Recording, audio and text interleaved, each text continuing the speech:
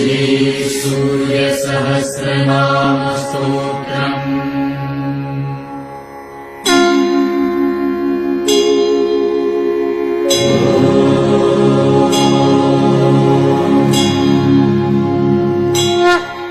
अथ भविष्यपुराणान्तर्गत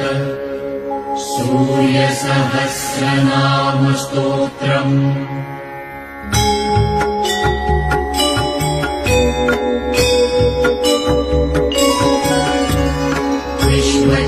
विश्वजित्कर्ता विश्वात्मा विश्वतोमुखः विश्वेश्वरो विश्वयोनिर्नियतात्मा जितेन्द्रियः कालाश्रय कालकर्ता कालः कालनाशनः महायोगी महाबुद्धिः महात्मा सुमहाबलः भूतनाथो भूतात्मा भुवनेश्वरः भूतभव्यो भावितात्मा भूतान्तःकरणः शिवः शरण्यकमलानन्दो नन्दनो नन्दवर्धनः वरेण्यो वरदो योगी सुसंयुक्तः प्रकाशकः प्राणः परमप्राणः प्रीतात्मा प्रियतः प्रियः नयः सहस्रपात्साधुर्दिव्यकुण्डलमण्डितः औरङ्गधारी धीरात्मा प्रचेता वायुवाहनः समाहितमतिर्धाता विधाता कृतमङ्गलः कपर्दी कल्पकृद्रुद्रः सुमना धर्मवत्सलः समायुक्तो विमुक्तात्मा कृतात्मा कृतिनामयः अविचिन्त्यवपुः श्रेष्ठो महायोगी महेश्वरः कान्तः कामादिराजित्यो नियतात्मा निराकुलः कामः कारुणिकः कर्ता कमलाकरबोधनः सत्त्वशक्तिरचिन्त्यात्मा महाकारुणिकोत्तमः सञ्जीवनो जीवनाथो जगज्जीवो जगत्पतिः अजयो विश्वनिलयः संविभागो विषध्वजः वृषाकपिः कल्पकर्ता कल्पान्तःकरणो रविः एकचक्ररथो मौनी सुरथो रतिलाम्बरः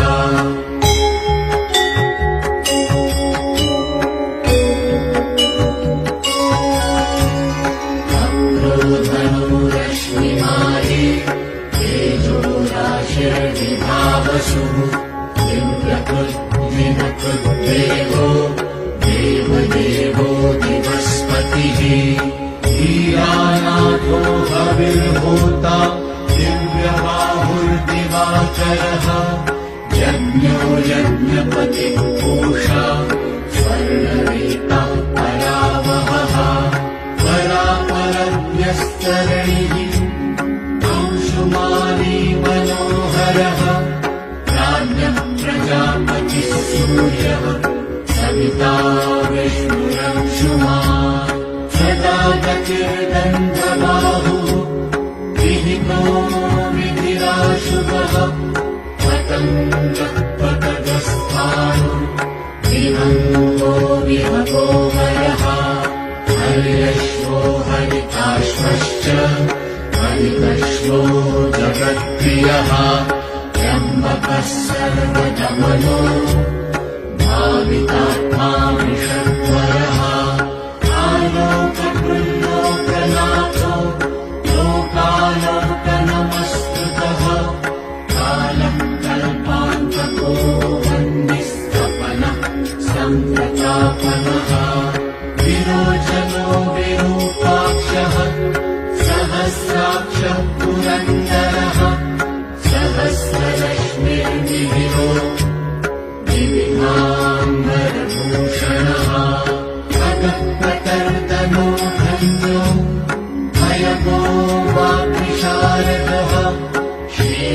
शिशिरो वाग्मि श्रीपतिः श्रीनिकेतनः श्रीकण्ठः श्रीधर श्रीमान् श्रीनिवासो वसुप्रदः कामचारो महामायो महेशो विदिताशयः तीर्थक्रियावान् सुनयो विभवो भक्तवत्सलः कीर्तिकरो नित्यः कुण्डलीकवचीरति हिरण्यरेताः सन्ताश्वः प्रयतात्मा परन्तपः बुद्धिमान् अमरश्रेष्ठो योजिष्णु पाकशासनः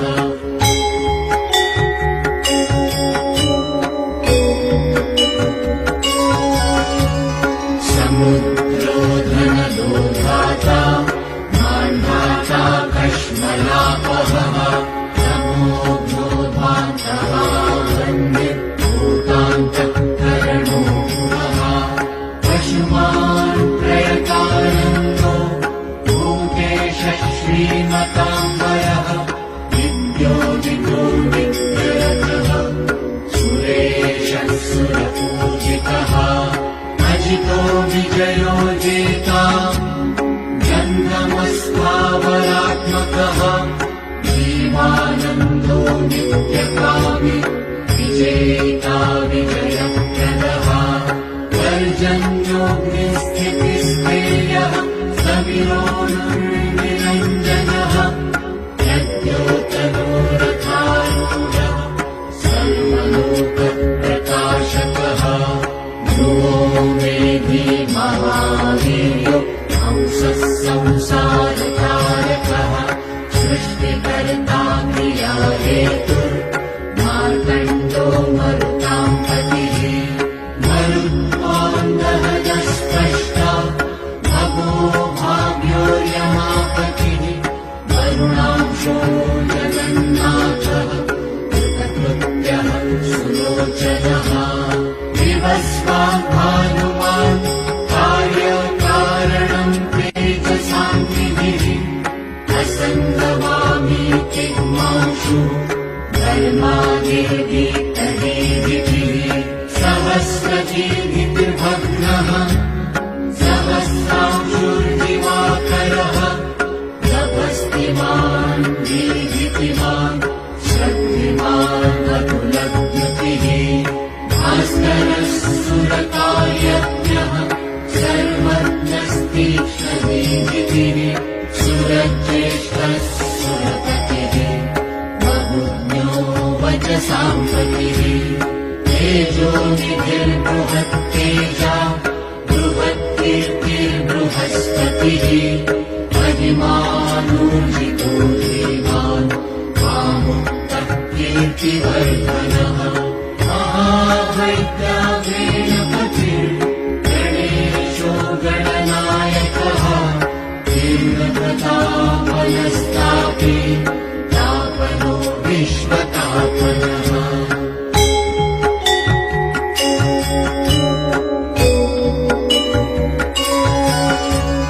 कान्तस्वरो ऋषिकेश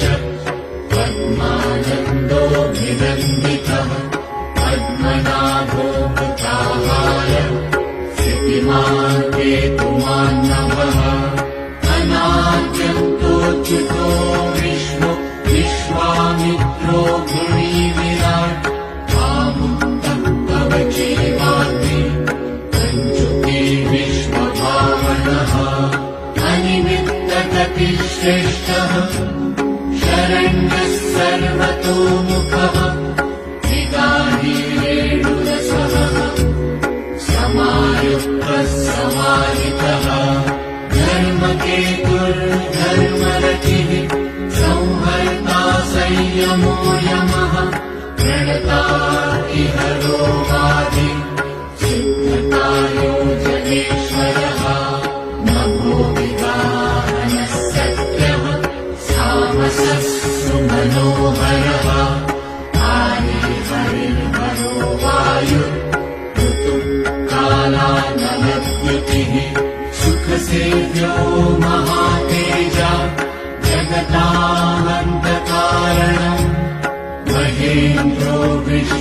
स्तोत्रम् स्तुतिहेतुः प्रभाकरः सहस्रकर आयुष्मान् अरोषः सुखदः सुखी व्याधिहा सुखदः सौख्यम् कल्याणम् कल्पिनां वरः आरोग्यकर्मणां सिद्धिर्निद्धिर्बृहस्पतिः हिरण्यरेता आरोग्यम् विद्वान् बन्धुर्बुधो महा प्रणवान् कृतिमान् धर्मो धर्मकर्ता रुचिप्रदः सर्वप्रियः सर्वसहः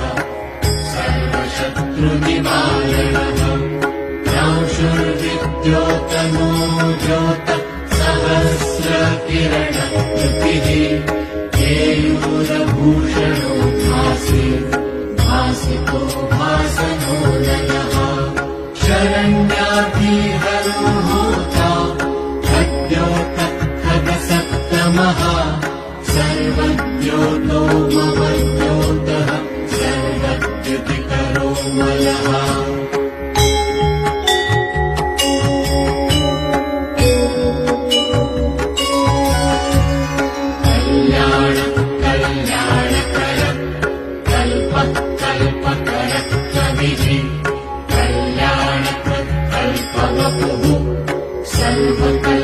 सर्वकल्याणभाजनः शान्तिप्रियः प्रसन्नात्मा प्रशान्तः प्रशमप्रियः उदारकर्मा सुदयः सुवर्चावर्चसोज्ज्वलः वर्चस्वी वर्चसामीशः त्रैलोक्येशो वशानुगः तेजस्वी सुयशावर्णिः वर्णाध्यक्षो बलिप्रियः यशस्वी वेदनिलयः तेजस्वी प्रकृतिस्थितः आकाशः शीघ्रगतिः आशुभश्रुतिमान् खगः भूपतिर्ग्रहदेवेशो भूमादेकः प्रभञ्जनः जनिता प्रजभण्डेवो दीपः सर्वप्रकाशकः कर्मसाक्षी योगनित्यो नभस्वान् असुरान्तकः रक्षोघ्नो विघ्नशमनः किरीटी सुमनः प्रियः मरीचिमाने सुमतिः कृतातिथ्यो विशेषतः शिष्टाचारः शुभाकारः आचाराचार्यतत्परः मन्दारो माठरो रेणु शोभणः पक्षिणां गुरुः स्वविशिष्टो विशिष्टात्मा विधेयो ज्ञानशोभनः महाश्वेता प्रियो ज्ञेयः सामगो मोददायकः सर्ववेदप्रणीतात्मा सर्ववेदो गयालयः वेदमूर्तिश्चतुर्वेदो वेदभृद्वेदपारकः क्रियावान् अतिरोचिष्णु वरीयांशवरप्रदः व्रतधारी व्रतधरो लोकबन्धुरलङ्कृतः अलङ्काराक्षरो दिव्यविद्यावान् विदिताशयः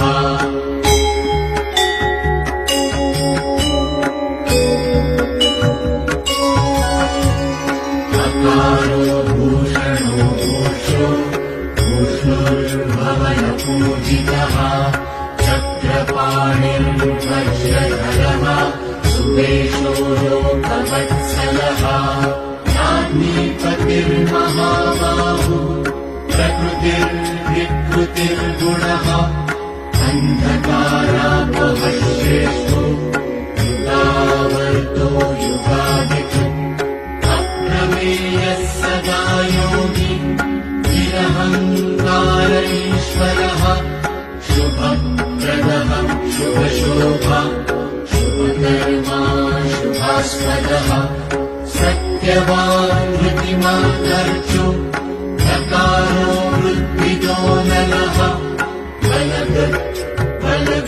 बन्धुर्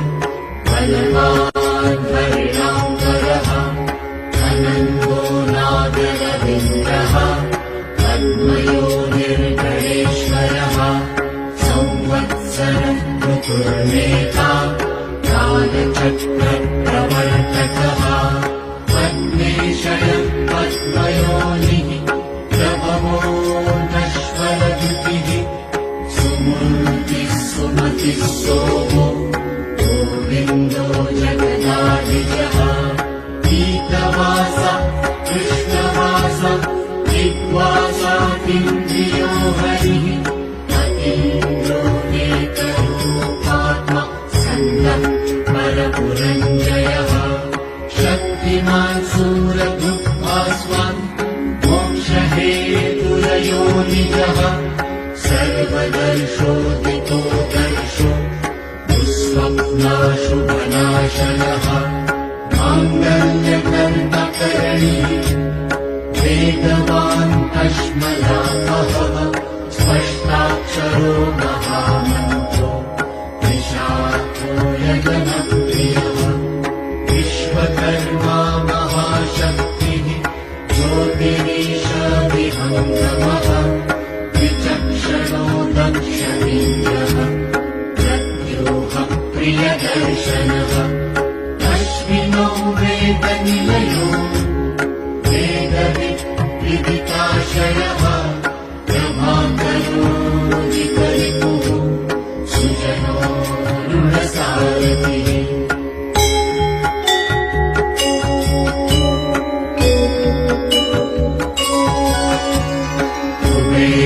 कुबेरसुरत्रस्कन्दो महितो विहितो गुहः ग्रहराजो ग्रहनक्षत्रमण्डलः भास्करः सततानन्दो नन्दनो नन्दिवर्धनः मङ्गलोऽप्यतमङ्गलवान् माङ्गल्यो मङ्गलापहः मङ्गलाचारचरितः क्षीणः सर्वगतो भवति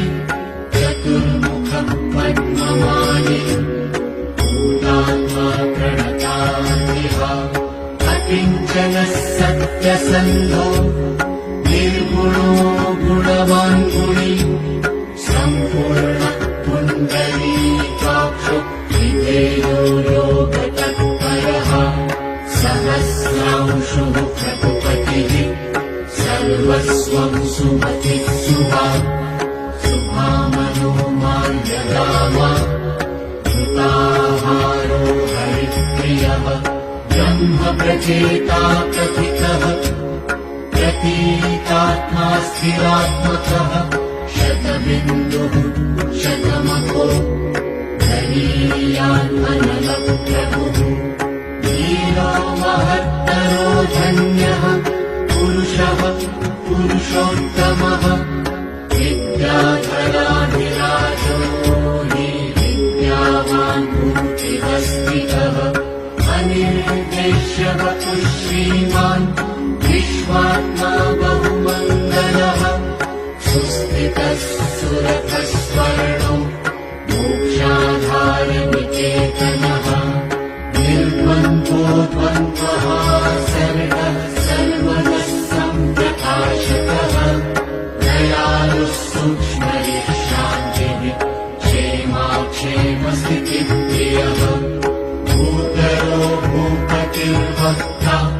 पवित्रात्मा त्रिलोचनः महावराहः प्रियः दाता भोक्ता भयप्रदः चतुर्वेदधरो नित्यो विनिद्रो विविधाशनः चक्रवर्ती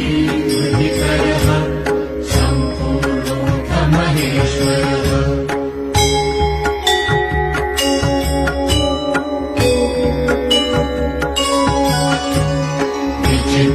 विचित्ररथैकाकी सप्तसप्ति परात्परः सर्वोदधिस्थितिकरः स्थितिस्थेयस्थितिप्रियः कृष्णः पुष्करनिभो वसुमान् वासवस्वामी वसुराता वसुप्रदः बलवान् ज्ञानवान् तत्त्वम् ओङ्कारः त्रिषु संस्थितः सङ्कल्पयो निर्विनकृत् भगवान् वारणावहः नीलकण्ठो धनाध्यक्षः चतुर्वेदप्रियं वदः अषट्कारो हुतं होता स्वाहाकारो हुताहुतिः जनार्दनो जनानन्दो नरो नारायणो बुधः स्वर्णाङ्गक्षपणो वायुः सुरासुरनमस्कृतः विग्रहो विमलो बिन्दुर्विशोको विमलद्युतिः ज्योतितो द्योतनो विद्वान् विविद्वान् वरदो बलिः धर्मयो निर्महामोहो विष्णुभ्राता सनातनः सावित्री भाविको राजा विस्मृतो विगुणी विराट् सप्तार्चिः सप्ततुरगः सप्तलोकनमस्कृतः सम्पन्नोऽथ जगन्नाथः सुमनाः शोभनप्रियः सर्वात्मा सर्वत्र सृष्टिः शक्तिमान् सप्तमी प्रियः सुमेधा माधवो मेघो मेधावी मधुसूदनः अङ्गिरागतिकालज्ञो धूमकेतुसुकेतनः सुखी सुखप्रदः सौख्यम् कामी कान्तिप्रियो मुनिः सन्तापनः सन्तपन आतपी तपसां पतिः उग्रश्रवासवस्यास्त्रः प्रियङ्कारो प्रियङ्करः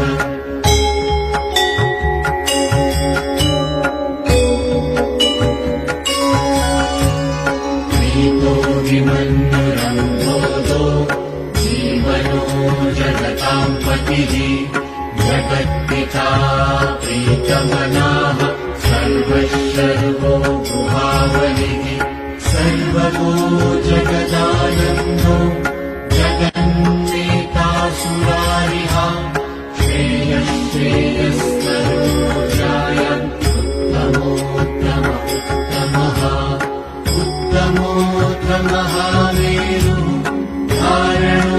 धरणीधरः धाराधरो धर्मराजो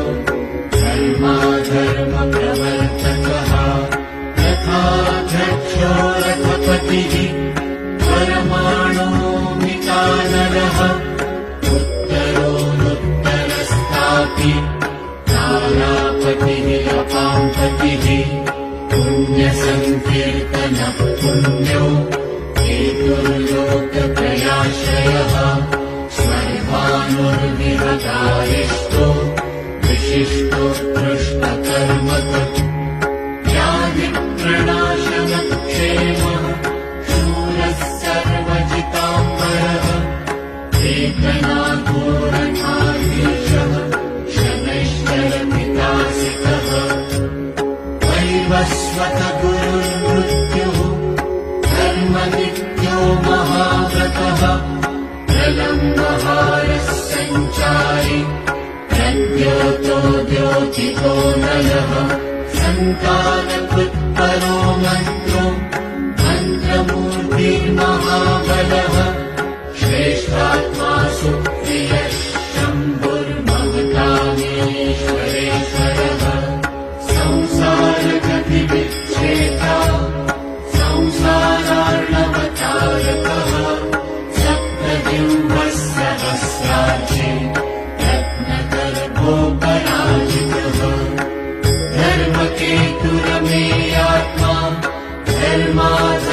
धर्माधर्मवरप्रदः लोकसाक्षी लोकगुरुः लोकेशश्चन्द्रवाहनः धर्मरूपः सूक्ष्मवायुः धनुष्पाणिर्धनुर्धरः पिनाकगुन्महो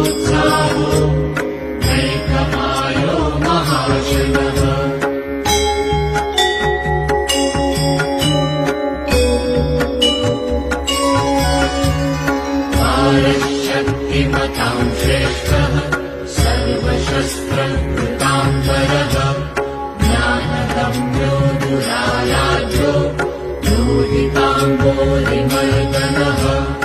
अनन्तो धर्मदो नित्यो धर्मकृच्चित्त्रिविक्रमः दैवत्यस्त्यक्षरो मध्यो नीलाम्बो नीललोहितः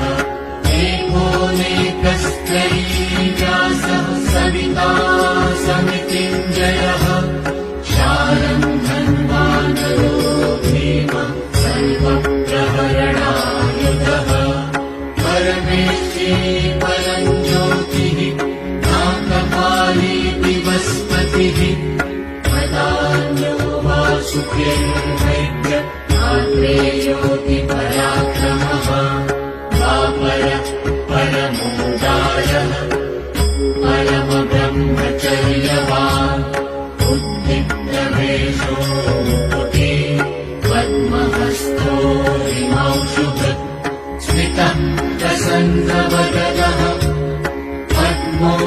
पद्मोदरनिभाननः सायं दिवादिव्यवपुः अनिर्देश्यो महारथः महारथो महानीशः शेषः सत्वरजस्तमः धृतातपत्रः प्रतिमो विमर्षी निर्भयस्थितः अहिंसकः शुद्धमतिः अद्वितीयो विमर्दनः सर्वदो धनदो मोक्षो विहारी बहुदायकः ग्रहनाथो ग्रहपतिः ग्रहेशस्थितिरापवः मनोहरवपुः शुभ्रः शोभनः सुप्रभाननः सुप्रभः सुप्रभाकारः सुनेत्रो विक्षुभापतिः राज्ञः प्रियः शब्दकरो ग्रहेशस्थितिरापवः सैनिके यरिपुर्देवो वरदो वरनायकः चतुर्भुजो महायोगी